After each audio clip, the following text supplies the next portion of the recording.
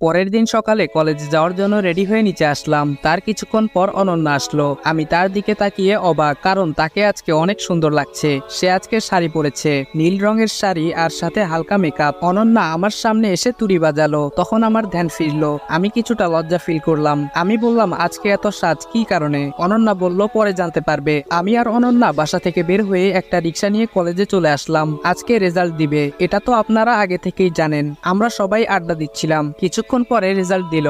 আমরা সবাই ভালো রেজাল্ট করেছি, যদিও আমি প্রথম আর অনন্যা দ্বিতীয়। আর বাকি যে কয়জন ছিল সবার রেজাল্ট টপ 20-এর মধ্যে। আরো কিছুক্ষণ আড্ডা দিয়ে কলেজ থেকে বের হলাম আর যে যার গন্তব্যে রওনা হলাম। তখন অনন্যা বলল, চলো আজকে এক জায়গায় ঘুরতে যাব।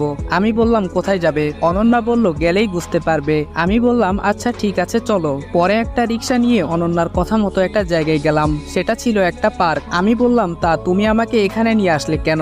অনন্যা বলল, ভেতরে চলো। আমি আর অনন্যা ভেতরে গেলাম। কিছুক্ষণ কথা বলে অনন্যা বলল, আচ্ছা তোমাকে একটা কথা বলি, কিছু মনে করো না কিন্তু। আমি বললাম, বলো, কি বলবে? অনন্যা বলল, জানি না তোমাকে কেন আমার এত ভালো লাগে। তুমি কি দিবে তোমার হাতটা ধরে হাঁটতে? প্রমিস, ছেড়ে যাব না কখনো। আমি সত্যি তোমাকে ভালোবেসে ফেলেছি। পারবে কি আমাকে তোমার জীবন সঙ্গী করতে? I love you so much. Ananya এক নিঃশ্বাসে কথাগুলো বলল। আমি ওর দিকে তাকিয়ে থাকলাম। আমিও ওর প্রতি দুর্বল। কিছুক্ষণ চুপ থেকে আমি বললাম, আমাকে একটু ভাবতে দাও। অনন্যা বলল, আমি তোমার জন্য সারা জীবন ওয়েট করতে পারবো। এটা বলে হাঁটতে শুরু করলাম। অনন্যাও আমার সাথে ছিল। আমি ওর সাথে যতটা সম্ভব স্বাভাবিক আচরণ করলাম, যদিও আমি আগেই বুঝতে পেরেছিলাম সে কিছু একটা বলবে। তারপর একই রিক্সাতে আবার বাসায় চলে আসলাম। সেদিনের মতো দিনটা ভালোই কাটলো। রাতে আমি একটা চিঠি লিখলাম। কি লিখলাম তা অনন্যার কাছ থেকেই পড়ে নিয়েন। এদিকে আঙ্কেল, মনে মনে একজন বিশ্বাসী ছেলে পেয়েছি, তার সাথেই আমি অনন্যার বিবাহ দিব।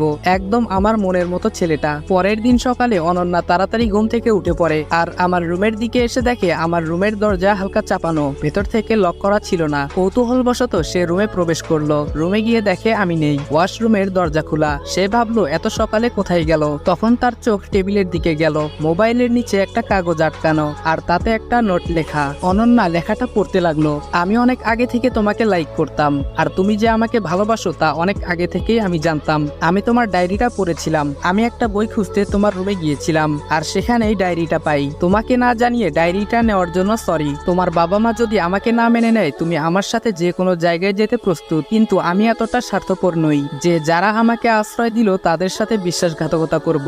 আর হ্যাঁ, তুমি নিজের যত্ন নিও। আঙ্কেলের কথা অনুযায়ী চলো, আর উনি যার সাথে তোমার বিয়ে ঠিক করেছেন তাকে বিয়ে করো। বেঁচে থাকলে আবার দেখা হবে। আমি চললাম অজানা কোনো গন্তব্যে। ইতি, তোমার আবির। এটা পরে অনন্যা কাঁদতে থাকলো। তখন আঙ্কেল আসলেন আর বললেন, কাঁদছিস কেন বা? তখন অনন্যা আঙ্কেলকে চিঠিটা দেয় আর বলে আবির চলে গেছে। আঙ্কেল চিঠিটা পড়ে বসে পড়লেন আর বললেন, সে একবার তো বলতে পারতো। আর আমি তোর জন্য যে ছেলেটা ঠিক করেছিলাম সে আর কেউ নয়, সে আবির। আমি কি জানতাম সে চলে যাবে?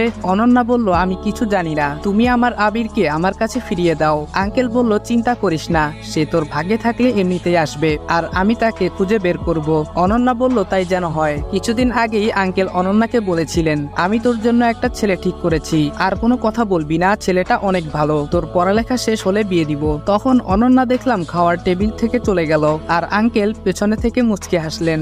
আমি ওদের বাসা থেকে বের হয়ে রওনা দিলাম অজানা গন্তব্যে। কোথায় যাব জানি না, পরিচিত কোথাও যাওয়া যাবে না, তাহলে অনন্যা জেনে যাবে। এইসব কথা ভাবছিলাম আর হাঁটতেছিলাম। তখনই একজনের সাথে ধাক্কা খেলাম। আমি তার দিকে তাকিয়ে আছি। ছেলেটা বলল, আজব তো, দেখে চলতে পারেন না? আমি কিছু বললাম না। তখন ছেলেটি আমার দিকে তাকিয়েই বলল, ভাই আপনি? আমি বললাম, আপনারা তো বুঝতেছেন না ছেলেটাকে। ছেলেটা হলো নাইম। সে ওই ছেলেটা যে অনন্যার মোবাইল ছিনতাই করতে চেয়েছিল। এখন নিশ্চয়ই বুঝতে পেরেছেন কে এই ছেলেটি। আমি বললাম, কেমন আছোস তুই? আর আমাকে তুমি করে বলবি। নাইম বলল, ভাই আল্লাহর রহমতে ভালোই আছি। আর তুমি যে টাকাটা দিয়েছিলে তা দিয়ে কতদিন ওই কাজ করে এখন 2টা দোকান দিয়েছি, আর দোকানে 2জন কর্মচারী আছে। তবে আমিও মাঝে মাঝে যাই। আর এখন আমি আর মা মোটামুটি একটা বড় বাড়ি নিয়ে থাকি। তা তুমি কেমন আছো? আমি বললাম, আছি কোনো রকম। আচ্ছা, কোনো একটা থাকার জায়গা জোগাড় করে দিতে পারবি? আমি বাড়ি থেকে চলে এসেছি তাকে বলেছি, কিন্তু কি কারণে চলে এসেছি এটা বলিনি। নাইম বলল, অন্য কোথাও যাওয়া লাগবে না, আমাদের সাথে থাকবে। 3 রুমের ফ্ল্যাট একটা খালি পড়ে থাকে, আর তোমার অবশ্যই কোনো না কোনো একটা চাকরি হয়ে যাবে। আর মাকে তোমার কথা বলেছিলাম, মা তোমাকে দেখতে চেয়েছেন। আমি বললাম, আচ্ছা চল তাহলে। নাইম এখানে কোনো একটা কাজে এসেছিল, তার সাথে দেখা হবে আমি ভাবতে পারিনি। আমি আর নাইম চলে আসলাম ওদের বাসায়। এই বাসাটা অনন্যাদের বাসা থেকে অনেকটুকু দূরে। রিক্সাতে আসলে প্রায় 1 ঘন্টা লাগবে। এটা শহর, কাপড় এক বাসা থেকে অন্য বাসার লোকদের কিনা যায় না, আর এত দূরে তো কখনো সম্ভবই না। আমি রুমে প্রবেশ করলাম। নাইম বলল, মা দেখো কাকে এনেছি। নাইমের মা বলল, কাকে এনেছিস?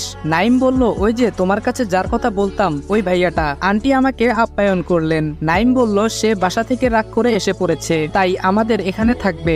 নাইমের মা বলল, তাতে কোনো সমস্যা নেই, তার যতদিন ইচ্ছা থাকবে, কোনো সমস্যা নেই। আর আমাকে আমার রুম দেখিয়ে দিল। দুপুরে খাওয়া দাওয়ার পরে নাইম আমাকে নিয়ে একটা দোকানে গেল। দোকানটা বেশ বড়। ওখান থেকে কয়েকটা প্যান্ট শার্ট নিল আর বলল, এটা আমার দোকান। আমি বললাম, তাহলে তো অনেক উন্নতি হয়েছে তোমার। নাইম বলল, সেদিন আপনি আমাকে এই পথ না দেখালে হয়তো পারতাম না। তারপরে আমি আর নাইম বাসায় চলে আসলাম।